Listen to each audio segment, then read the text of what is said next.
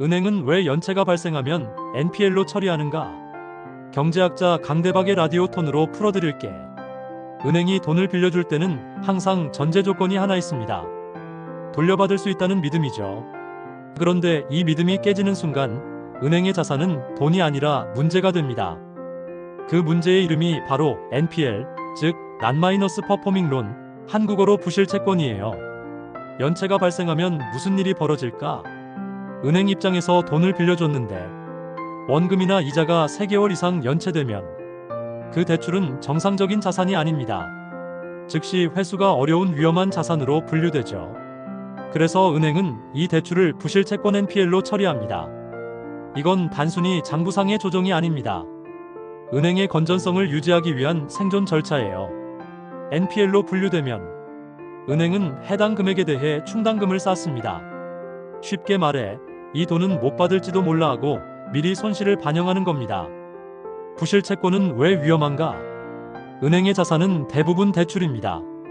그런데 이 대출이 연체되면 은행이 가진 자산의 가치가 떨어지는 거예요. 즉, 부실채권이 늘수록 은행의 신용도와 수익성은 급락합니다. 만약 이런 상황이 심각해지면 은행은 돈을 빌려줄 여력이 줄어들고 결국 경제 전반의 신용 흐름이 막히게 되죠.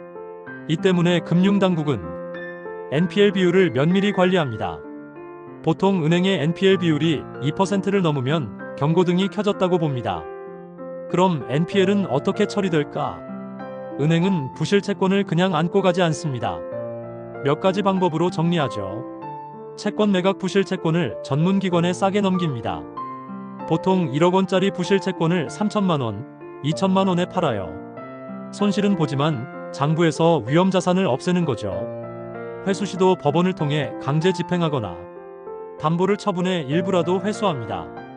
재조정 리스트럭처링 채무자와 협의해서 이자를 낮추거나 상환기간을 늘립니다. 완전히 망하게 하기보다 회생을 시키는 방식이죠. 이 과정을 통해 은행은 깨끗한 장부를 유지하려고 합니다. 그런데 흥미로운 건 NPL 시장 자체가 또 하나의 산업이라는 겁니다. 부실채권을 사들이는 회사들이 있어요. 이른바 NPL 전문 투자사 혹은 자산관리회사 AMC.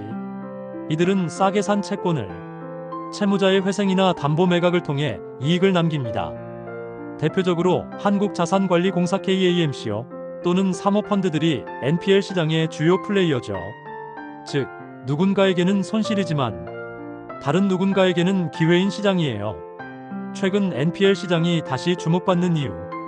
요즘 금리 상승, 경기 둔화, 자영업자 부채 증가로 연체율이 높아지고 있습니다. 당연히 NPL 규모도 커지고 있죠. 은행 입장에선 부담이지만 투자자 입장에서는 할인된 채권이 쏟아져 나오는 시기입니다. 그래서 요즘 자산운용사들이 NPL 펀드를 다시 들여다보고 있습니다. 하지만 이건 단순히 투자 기회만은 아닙니다. 부실 채권이 많아진다는 건 그만큼 경제의 신용 기반이 약해지고 있다는 뜻이죠. 즉, NPL 증가는 경기 침체의 그림자입니다. 은행의 장부에 부실이 많아질수록 새로운 대출은 위축되고 결국 돈의 흐름이 멈추게 됩니다. 그게 바로 NPL이 경제의 체온계라고 불리는 이유예요. 정리하자면 연체 3개월 이상 대출은 NPL로 분류된다. NPL은 은행의 위험자산으로 충당금이 필요하다. 은행은 NPL을 매각하거나 조정해 장부를 정리한다. NPL 시장은 부실 속에서도 수익을 찾는 또 다른 금융시장이다.